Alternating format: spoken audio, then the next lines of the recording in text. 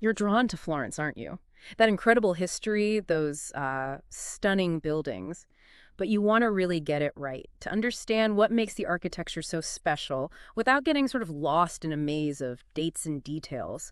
Think of this as your personal backstage pass, maybe, your quick route to feeling like you've truly walked through Florence's architectural story. Exactly. Our aim in this deep dive is really to give you a clear and, well, engaging understanding of Florentine architecture. We're not just ticking off the famous spots. We're trying to uncover the layers of history, the evolution of styles that have shaped the city over, goodness, 1,000 years. And our key to unlocking this rich history is this fantastic walking guide. It's designed specifically for English speakers, which is brilliant because while the Italian touring club's Guida Rosa is, the ultimate resource, it is only in Italian. Right. And while there are some great Italian pocket guides out there, the language can be a bit of a hurdle for many visitors. So this guide, it essentially brings that deep Italian expertise to a wider audience. And what makes this guide so valuable, I think, is how comprehensive it is. Oh. It's not just descriptions of buildings. It gives you a glossary so you can understand the architectural terms. Oh, it's useful. Yeah, definitely. Yeah. It tells the story of the powerful guilds, which were so influential, outlines the key rulers, and even gives you insights into the lives of the principal architects and sculptors. Okay. Plus, there's a bibliography if you want to delve deeper, and helpful indices for places and people. It even includes a political timeline and a section on the city's urban history. Oh, that's crucial. Yeah, essential for seeing how it all fits together, Okay, so we've got this amazing resource. Let's use it to peel back the layers. Starting way before the Renaissance, we all know. Florence has Roman roots, right? Absolutely. Florentia. It was founded under Emperor Augustus, and it flourished. So much so that by Diocletian's time, it actually became the capital of the entire Roman region of Tuscia et Umbria. Wow, the whole region. Yes. And interestingly, the boundaries of this Roman region, they bear a striking resemblance to those later reestablished by the Medici centuries down the line. Fascinating. A thriving Roman hub then. But then, things got a little turbulent, shall we say. Indeed. Yeah, like much of the Italian peninsula, Florence felt the impact of what are often called the barbarian invasions. The Goths in AD 405 were particularly notable, Right. but they were defeated by Stilicone, who also oversaw the reestablishment of Christianity after the earlier martyrdom of St. Miniato. Okay. After that, there was a period of relative peace under the Ostrogothic king Theodoric in Ravenna, and then Byzantine rule under Narses. But a crucial point for our architectural journey is the urban renewal that took hold during the Carolingian period. Ah, okay. When was that? That's from the late 8th to the early 9th century, and it continued to build momentum over the next couple of centuries. And this period of rebuilding, this renewal, it sort of paved the way for Florence to really blossom later on. Exactly. The 10th and 11th centuries, they marked a new era of flourishing for Florence. This is when we see the construction of really significant buildings in the local Romanesque style. Such as? Well, the magnificent baptistry, still one of the city's oldest structures, and the stunning San Miniato a Monte, perched high above the city. You know, the one with a distinctive green and white marble facade? Oh, yes. Beautiful. That's classic Florentine Romanesque. Now, moving forward a few centuries, Florence starts to kind of assert itself in the surrounding region. Yes. Starting in the 12th century, Florence began to expand its influence. It conquered neighboring towns and cities. Now, this wasn't always peaceful. I can imagine. No. There were recurring conflicts, particularly with Siena. A major battle happened in 1174, and of course that long-standing rivalry with Pisa. Right. However, in 1207, Florence did achieve a significant victory over Siena at Montalto. And it's around this time we see the emergence of those famous, often warring political factions, the Guelphs and Ghibellines. Precisely. That notorious division started in 1216, sparked by the assassination of Buondelmonte de Buondelmonte. The Guelphs generally sided with the Pope, Okay. while the Ghibellines backed the Holy Roman Emperor. This split, well, it led to a lot of political upheaval all through the 13th century. Expulsions of opposing groups back and forth. Sounds messy. It was. And crucially for our architectural story, the destruction of the Uberti family's houses in 1257. Yeah. Because that very site would later become the location for the Palazzo Vecchio. So the Palazzo Vecchio is built literally on the ruins of their rivals. Pretty much. A powerful symbol of civic authority rising from the ashes of factional conflict. It's easy to think of Florence's golden age as purely a Renaissance thing, but it sounds like even before that, it was a significant and, well, culturally rich city. That's a really important point to make. Even before the big rediscovery of classical antiquity and the patronage of families like the Medici, high medieval Florence, we're talking the time of Giotto, Dante, Boccaccio, Petrarch, it was already a wealthy, sophisticated city brimming with creative talent. The rising campanile of the cathedral, for instance, the bell tower Giotto started, that stands as a powerful testament to the ambition and artistry of this earlier period. So as the city grows in power and population, how does that actually impact its physical layout? Did they just keep building outwards? While the fundamental Roman grid pattern, surprisingly, persisted quite well into the medieval period. Really? Yeah. Alongside this, though, you see the rise of powerful craft and trade guilds, wool, textiles, banking became incredibly important. Or guilds. And their influence started showing up in the cityscape. Wealthy families built these fortified houses, prominent towers, a bit like mini castles within the city. Okay. But as the population expanded, the space inside the original Roman walls became really limited. So this led to expansions and reconstructions of the city walls. First around the year 1000 and then again in 1078. Right. These later walls are known as the Matildine walls, or sometimes the first circle of medieval walls, although technically the third set if you count the Roman ones. Ah, okay. Keeping track. Dante even called them the ancient circle. They mostly followed the Roman wall line on the northwest and east sides, but on the south, they pushed out further towards the Arno River. And that wasn't the final word on city walls, was it? I feel like Florence has famously large walls later on. No, absolutely not. Mm-hmm. Settlements started to spread outwards, along the main roads leading out of the city gates. This rapid growth just necessitated a bigger defensive perimeter. Made sense. So, in a remarkably short period, between 1173 and 1175, they built a new, much larger circle of walls to enclose these new inner suburbs. Wow, just 2 years. That's fast. Incredible pace. And you can still trace much of this route today by following landmarks like the Ponte alla Carraia, Via del Moro, Via del Giglio, and so on, eventually meeting the Arno again at the Ponte alle Grazie. I'll have to try that next time I'm there. We should. Yeah. They even diverted the Mugnon stream, which flowed into the Arno near the city further west, to run outside these new walls, an extra defensive measure. And for the first time, they also put up a protective wooden palisade in the Old Sarno district on the south bank of the river. Okay, so we've set the scene. Roman roots, medieval growth, political drama, expanding walls. Now let's really dive into the architecture itself. Where do we see the earliest styles in Florence? Well, we naturally start with Romanesque. The baptistry, as I mentioned, is one of the oldest structures, and it's fundamentally Romanesque in its character. That geometric marble paneling is very distinctive. Right, the green and white marble. Exactly. And San Miniato al Monte is another absolutely outstanding example of Florentine Romanesque. It shows this unique blend of classical and early Christian influences. Okay. And what about other churches from that time? Well, surviving early churches from this period often follow what's called a basilica plan. That means a long central space, the nave, flanked by lower side aisles, and typically ending in a semicircular apse at the east end. Got it. Some, like Setta Stefano al Ponte, still show their Romanesque origins with decorated marble facades and even reused Roman bits, like columns and capitals. Ah, recycling. And then we see a shift towards Gothic. Yes. In the early 14th century, we see the really ambitious rebuilding of the cathedral, the Duomo, by Arnolfo di Cambio and his successors. It's in an undecorated Gothic style, characterized by pointed arches and that soaring verticality. A massive project. Oh, colossal. Yeah. An undertaking that wouldn't actually be truly completed until a century later. With Brunelleschi's absolutely revolutionary cupola, the dome. This is where many people's image of Florentine architecture really takes shape, isn't it? Precisely. Brunelleschi's dome and its elegant lantern were just groundbreaking feats of engineering and design. Nothing like it had been built for centuries. Amazing. And it's fascinating to note, there were even plans for decorative marble-clad galleries around the drum, the bit beneath the dome. Oh, really? I didn't know that. Yeah, but only one section was ever completed. Michelangelo famously quipped that it looked like a cage for crickets, and well, the other 7 were never built. Huh. A harsh critic. Now, stepping away from the Duomo complex for a moment, what other key buildings illustrate Florence's architectural journey? The Badia Fiorentina is a wonderful example. A building with ancient roots, founded way back in 978. Wow. But it had significant alterations by Arnolfo di Cambio after 1285.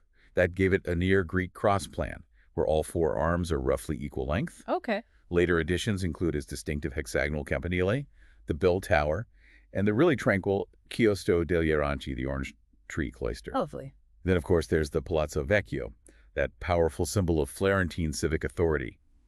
Construction began in 1299, again by Arnolfo di Cambio, right on the site of those demolished Ghibelline houses we talked about. Right. Its original robust core was expanded over time.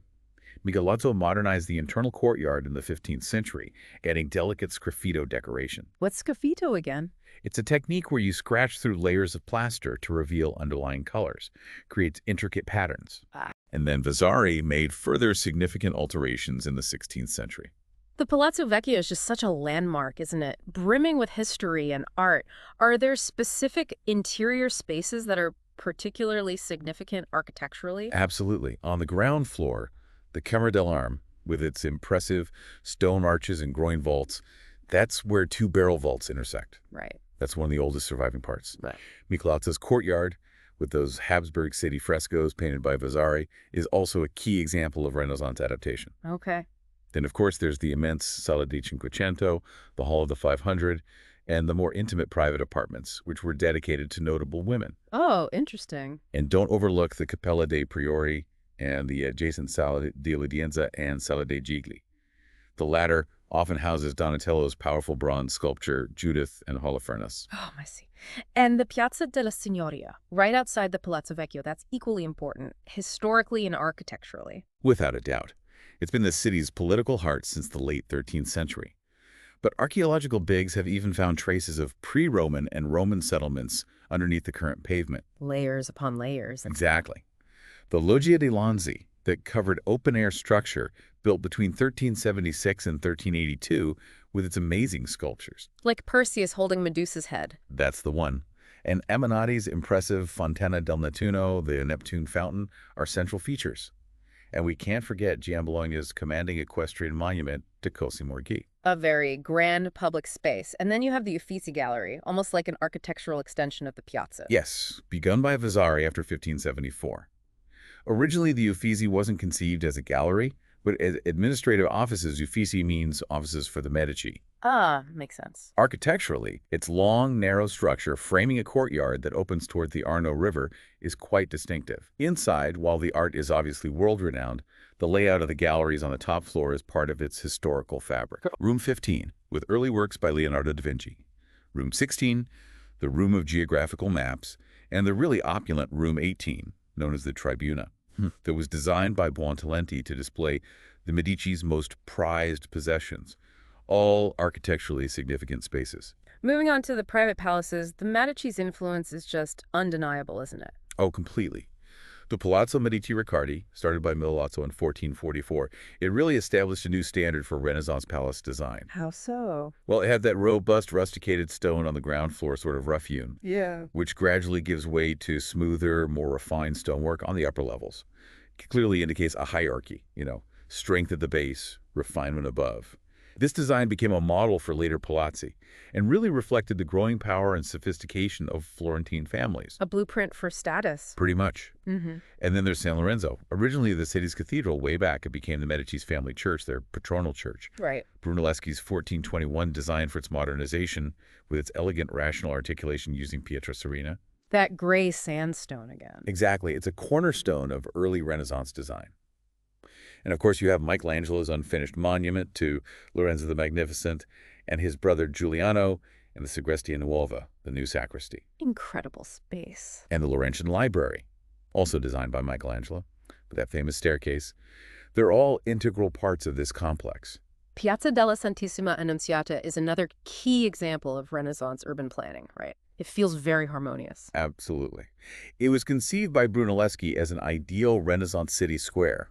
Emphasis on harmony, balance, the loggia of the Ospedale degli Innocenti, the Foundling Hospital, with its delicate arches and those terracotta roundels by Della Robbia. The babies in swaddling clothes. Yes, that initiated the transformation. A matching loggia was built later on the opposite side of the square to complete the symmetrical design. Creates a real sense of order. It does. And Giambologna's equestrian statue of Ferdinando Fisti in the center, plus Tacca's whimsical bronze fountains, they further enhance that feeling of beauty and planned space. What about some examples from the later Renaissance and the Mannerist period? Things get a bit more, maybe, playful or complex. Yes, you could say that. Palazzo Grifoni Budini Gattai, Mm-hmm. built in the late 16th century, it stands out immediately because of its unusual red brick facade. Oh, yeah, that's different for Florence. Very different. A real departure from the typical stone or stucco. The Mannerist style is evident in its more decorative, maybe less strictly classical detailing. Okay. And the Boboli Gardens, behind the Palazzo Pitti, initially laid out by Tribolo and then significantly expanded, offer a fantastic example of Mannerist garden design. Elaborate fountains like the Fontana del Carciofo, the Artichoke Fountain, Yeah. the impressive amphitheater, hidden grottos. It's designed to surprise and delight. And Montalenti's Forte di Belvedere provides an interesting example of defensive architecture from this period, while also offering, those stunning panoramic views of the city. It's great that the guide also covers architectural styles beyond the Renaissance and Mannerism, which often get less attention when people think of Florence. Indeed. It's important because Florence didn't just stop building. For the Baroque period, the preface of the guide specifically mentions the splendidly ornate facade of San Gaetano. Okay, one to look out for. Definitely. Moving into the neoclassical era, we have Gaetano Baccani's redesign of the south side of Piazza del Duomo and his neoclassical foyer for the Teatro della Pergola. Also Palazzo Borghese and the Grand Villa Poggio Imperiale, largely the work of Pasquale Poccianti. So a definite classical revival influence. Yes.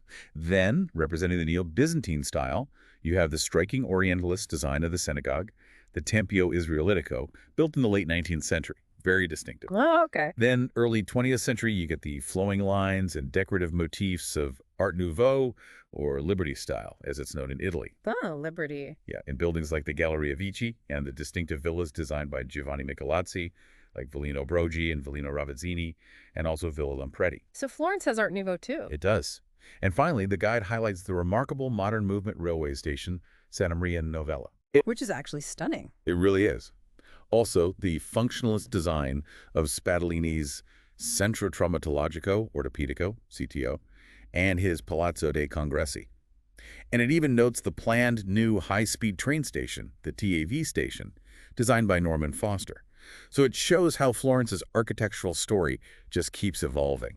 That's a great overview showing the sheer range. It's fascinating, too, how the guide sheds light on the actual materials and construction techniques that are characteristic of Florence. Yes, that's really fundamental. The predominant use of brick, almost always hidden beneath stonework or plaster, is a key characteristic. So not like Bologna or Siena, where you see a lot of exposed brick. Exactly. Unlike those cities, Florence didn't develop a strong tradition of exposed decorative brickwork. Palazzo Grifoni Budini Gattai is really the notable exception. Why is that, do you think? Well, the abundance of readily available local stone, Pietraforte, Pietrasarina, and a long, skilled tradition of stonemasonry largely account for this preference. Why use brick facings when you have great stone and the masons to work it? Makes sense. Terracotta tiles are the almost universal roofing material. The baptistery's unique roof of white marble is a striking exception, obviously. Stands out. And the Florentine kilns, which produced lime for mortar and all those roof tiles, they were located outside the city walls because of the fire risk, particularly in the Oltrarno district. Practical considerations, and you mentioned the different stones. Yes, the sturdy Pietraforte, used for more structural, robust elements, the elegant gray Pietrasarina for columns, window frames, decoration, and then various marbles like Carrara and the green marble from Prato for decorative facing and details. Each contributes to the city's distinctive visual identity. Maintaining such a rich historical environment, though, must present some unique challenges. It can't be easy keeping it all up. Absolutely not. Constant restoration is just a necessity. The guide itself mentions that several major monuments, Santa Croce Ponte Vecchio, the Duomo, the Uffizi, were partially under scaffolding during its compilation. That just highlights the ongoing work required. Yeah, you often see scaffolding somewhere. You do. And then there are the familiar issues that plague many historic centers, sadly. High property values pushing residents out. Right. The decline to the local residential population, the loss of everyday shops catering to residents, replaced by tourist shops, and the increased cost of living, often driven by mass tourism. The double-edged sword of tourism. Indeed. And unfortunately, despite efforts to pedestrianize areas, air pollution remains a persistent concern, partly due to the city's geographical location in a basin, which can trap pollutants. Now, the guide also hints at architectural points of interest just beyond the immediate city center, doesn't it? Yes, it briefly mentions Fiesole, which is just a short trip uphill from Florence. It was a significant Etruscan and Roman settlement first, and it offers fantastic views and its own rich history and architecture. Definitely worth a visit. Good tip. And it also touches upon areas like Careggi and Poggio Imperiale, suggesting that there are further architectural discoveries to be made just outside the main tourist trails, rewarding those who, venture a little further afield. So when we put it all together then, what's the big takeaway about Florence's architecture from this guide? Well, I think this deep dive really reveals that Florence is far, far more than just a city of the Renaissance. Its architectural narrative is this complex, fascinating story, stretching all the way from Roman origins through medieval growth, the incredible explosion of creativity during the Renaissance and beyond, right up to contemporary designs. Yeah. This guide encourages you, the listener, to look beyond just the postcard images, to discover the incredible variety of styles present throughout the city. From medieval gate towers to ornate Baroque facades, elegant Art Nouveau villas, bold modern movement structures. It's all there. It really highlights how the buildings around us are so much more than just stone and mortar. They're like reflections of the city's evolving story, aren't they? It's exactly. Understanding Florence's political and social history, the power of its guilds, the influence of ruling families like the Medici, it provides a much richer, deeper appreciation for its built environment. These successive layers of architectural styles, they are tangible evidence of shifting power dynamics, evolving artistic tastes, and the everyday lives of the people who've called Florence home over centuries. So here's something to really think about as we wrap up. Consider how these layers of architectural styles in Florence create this kind of visual timeline. Each building, each stylistic shift almost whispering stories about the people and the forces that shape the city. What might future architectural interventions add to this ongoing narrative? How will the Florence of tomorrow speak to the Florence we know today? It's just a reminder, isn't it, that the built environment is never static. It's this continuous